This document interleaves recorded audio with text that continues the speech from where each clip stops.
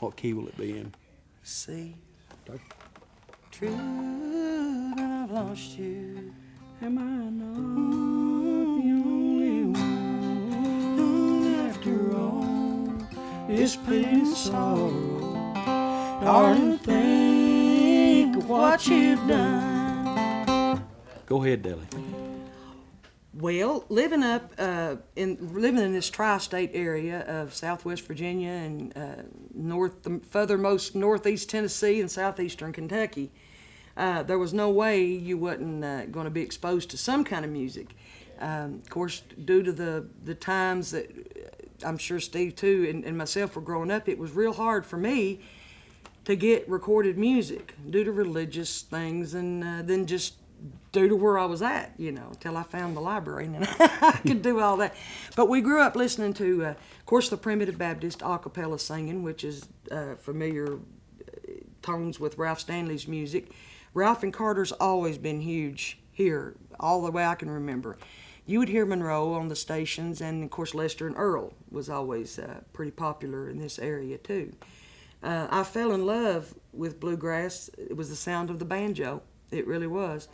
When I got to listening to music, I would listen to anything that I could find and loved so much of it, but particularly bluegrass just rung something within my heart, and that was the style that I wanted to play.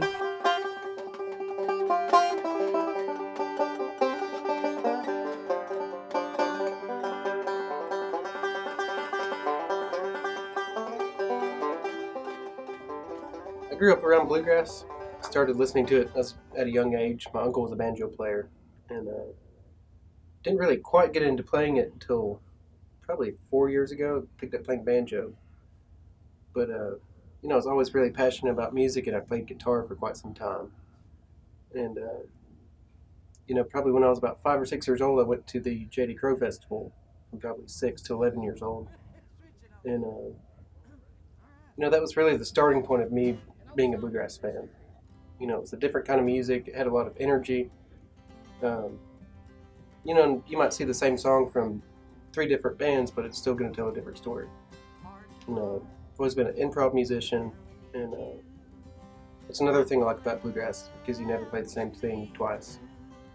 And with my band, Dark Moon Hollow, at these festivals, sometimes we'll play at like midnight, and then we can play until sunrise. And it's just, you feed off the audience a lot, and it's just feel good music. Am I not the only one? After all, this pain and sorrow, darling, think of what you've done. I grew up, didn't have to find too many people to play music with. I had a good role model and a lot of people that came through our home who were now prominent and well-known musicians. Long story short, I remember crawling around hearing music. Dad and his band rehearsing in the front room of the house, and me just kind of like osmosis, it kind of soaked in, and I got that in a big dose early. I remember singing on stage the first time at 5. Started singing harmony with my dad on stage at 7 or 8, and then did my first recording session singing harmony to somebody else when I was 10. So I've grown up around all that, plus I've grown up around a radio station. But one of the key elements to all that is Dad never put labels on things. He never said you had to play this because I do, or he didn't say that's not this or that's not that. He had his own preferences, but he let me listen to a little bit of everything all my life and never said no.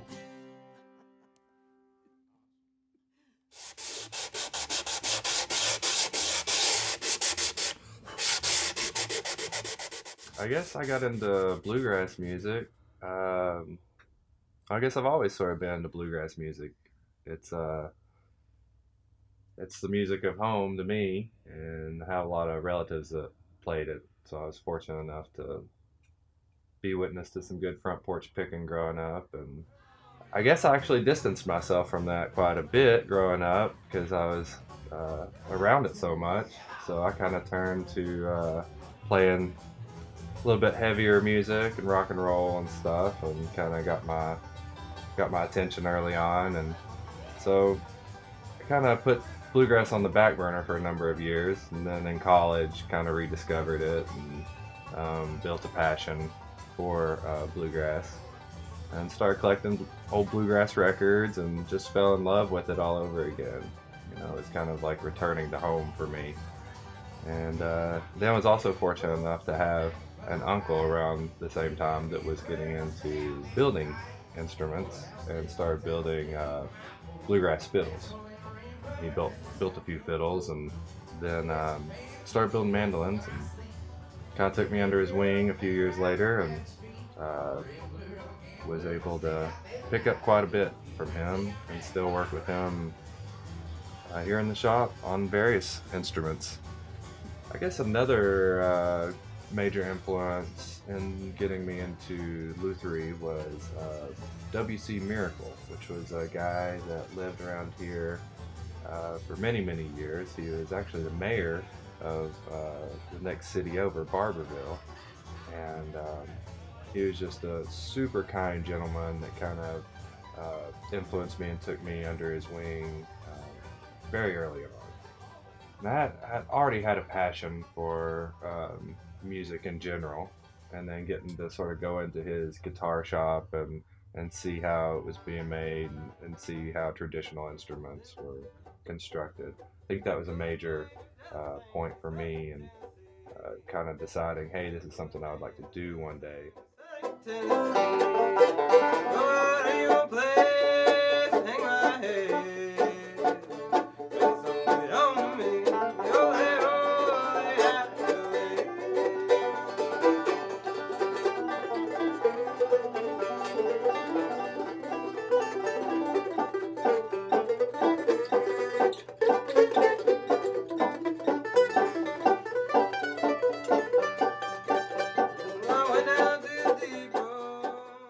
I started playing bluegrass when I was 10 years old. I attended the children's camp at the Festival of the Bluegrass, which I've been going to since I was born. And I started with guitar, but picked up mandolin a couple years after that. So I've just kind of always been around it. And I didn't really have an interest in it until around that age, but you know, it didn't take long for it to become a whole thing. So I've been doing that for 8 years now. She's been good to me. She's taken me a lot of places and introduced me to a lot of people. So that's been really great, and it's just a great kind of music to be a part of, because you can kind of just like show up anywhere and start playing with whoever. You don't have to know any songs or anything. It's just kind of a style that you learn, rather than a bunch of songs that kind of sound alike. You know, if you have a good sense of your job as a musician in bluegrass, you can play with anybody on anything. And that's what I love about it. It's really easy to be social with bluegrass. Yeah, I just couldn't imagine doing anything else at this point. Just love the music and love everything that a lot of these players bring to the table. And there's a lot beyond the music too. A lot of great ideals and good philosophy that comes along with some of these old pickers that you meet around the campfires and different places. So yeah, just fortunate to be here and be able to do this in any capacity, I guess. I hope it never gets so commercial, and I'd love to see our people make money and do well, but I hope that the commercial side does not take away its charm, because it's just, you know, it's not, like he said, it's not image related, it's real. It's like the dirt that you plant your vegetables in, to me. Me too, and I've said often,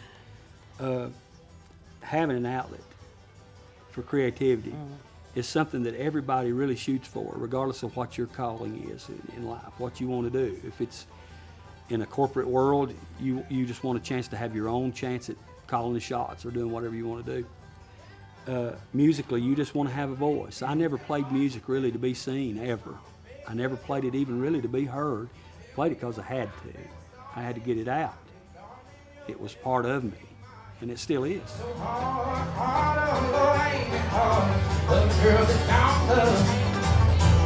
Hard,